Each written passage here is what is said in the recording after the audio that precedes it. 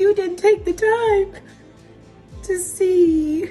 From fighting for custody in court to negotiating child support payments for a child who's not even hers and even losing her job, Sherri Shepherd has really been through a lot. She recently came out to talk about everything that's happened to her in an interview. And you won't believe the truth about how her last marriage ended, and while she's legally obligated to pay for a baby she's not even biologically related to. Sherri Shepherd's second marriage ended a while ago. Every day we argued. Every day we argued about this. He wanted a baby. I did not want a baby because I have Jeffrey with special needs. I was tired. But the aftermath of her divorce has been crazy. In an interview with Jemele Hill, she got candid and revealed the truth about the child she had with Lamar Sally and how he's been lying about her for years. Then she revealed that she had only just finished paying for her first divorce and suddenly she was paying for the second. Sherri was referring to the child support payments she was making for her second son, Lamar Sally Jr., who was a result of her second marriage with Lamar Sally. And honestly, the whole story of how things got to this point is seriously twisted. It all began with her marriage to her now ex-husband, Lamar. The pair met in 2009 and got married shortly after in 2011. Their marriage was amazing for Sherri, who was lucky enough to find love again soon after her divorce from her first husband, Jeff Tarpley. But despite this, none of her celebrity friends showed up for her wedding. She later revealed that Steve Harvey, Barbara Walters, Whoopi Goldberg, and her co-host from The View didn't come to her wedding. And the reason they all gave was that they didn't like Lamar's character and they tried to tell her that he wasn't the one for her. Sadly, she found this out for herself when 3 years later, their marriage came crumbling down. And it was so public, our wedding, because he wanted to have it on TV. He wanted to have a big wedding, which the IRS is still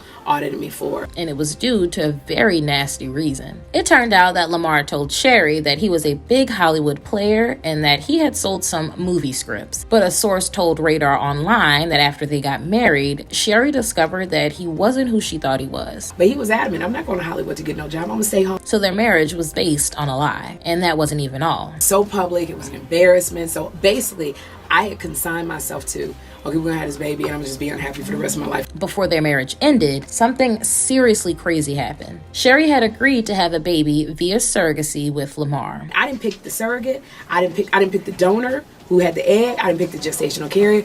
I was not involved. Which goes against what Lamar said in an interview with Page 6. He stated that Sherri made it clear she wanted a baby from the moment they met. He even shared that in the first phone conversation he had with Sherri, she asked him whether he wanted to start a family, and he said that he did. But then, in a shocking turn of events, Sherri filed for divorce. This was at a time when the surrogate, Jessica Bartholomew, was already 4 months into the pregnancy. So when I finally put him out, because I found out he was doing all kinds of stuff, including allegedly stealing from her. I had built up like 25 grand. So my business manager was like, yeah, you got $200. So he took all the money out the account. After they got divorced, Sherri refused to be listed as the child's mother on the final surrogacy papers after he was born. Even though the child was not biologically hers, she still offered to pay some child support, which was very generous, but apparently not generous enough for Lamar. Well, I'll pay you $2,000 a month, $2,500 for your son. He was like, no, I want $10,000 a month. For years, Lamar publicly shamed Sherri for this choice. But now she's revealed to Jemele that she's not even the baby's biological mother. We're not biologically connected. Due to the situation, Jessica was listed as the mother and was held legally responsible for the baby she agreed to carry for Sherri and Lamar. The whole situation then got really crazy because Jessica filed a petition seeking a court order to name Sherri and Lamar as the baby's legal parents so she wouldn't be held responsible. And she won the court case against Sherri, who was then officially listed as the baby's legal mother on the birth certificate, which is what Lamar wanted all along. The reason he wanted Sherri listed as the mother may not be as innocent and sweet as what you're thinking. Fought so hard because